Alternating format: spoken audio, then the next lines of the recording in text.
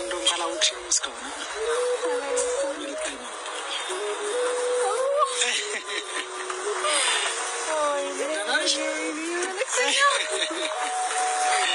አላወቅሽኝም ነበር? ጭራሽ ማርያምን አላወቅኩም ነበር። ሳገኘው በጣም ክብር ይሰማኛል። ሁሌም ነው በምትሰሪያቸው ስራ በጣም የምገረመው። ዝቅ ብለሽ እንደ ጀግና ሴት በጣም ነው የምኮራብሽ እንዳንድ ወንድምሽ። አመሰግናለሁ። በጣም እኔም በጣም ነው የምወድህ። እንጃ ሳላስበው ስላገኘው መሰለኝ ደነገጥኩ።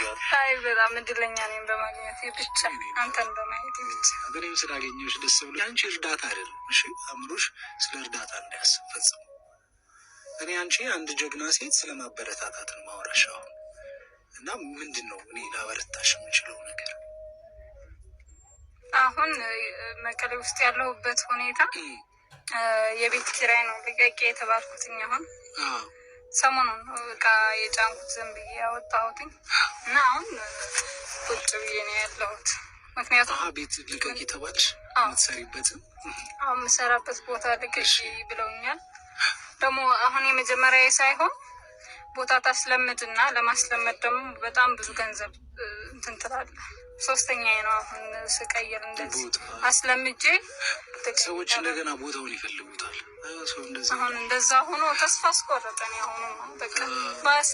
ሶስተኛ ላይ እንዲህ የሚያግዝ ቤተሰብ ምናምን አይዞሽ የሚል ከሌለ ደግሞ ይከብዳል።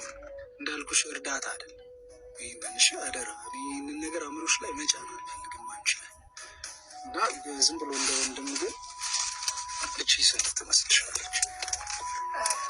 እስቲያሾች ምንድን ነው መልክተኛ ማለት? ይህንን እንድገና ኧረ በስመ አብ በቂ ነው። ማርያምን በቂ ነው። በያሽ ይህ ለአንቺ ሲያንስሽ ነው። ትንሽ እንደሆነ አውቃለሁ። ኧረ በጣም ብዙ ነው። በጣም ብዙ ነው ማለት አሁን ያለንበት ሁኔታ የምናውቀው እኛ ራሳችንን ነው። በጣም ብዙ ነው። አይዞሽ ማለት ብቻ እንዲሁ አንተን ማግኘቴ ብቻ ለእኔ በቂ ነው። ሞራል ነው ለእኔ።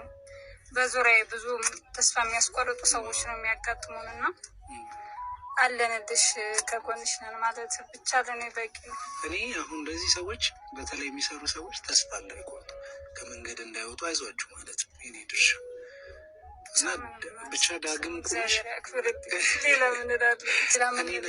እነሱን ነው የምታመሰግኝ። ይሄ 100 ብር ቻሌንጅ ሰዎች የሚሰጡኝ ብር አንስቼ ይሰጡ።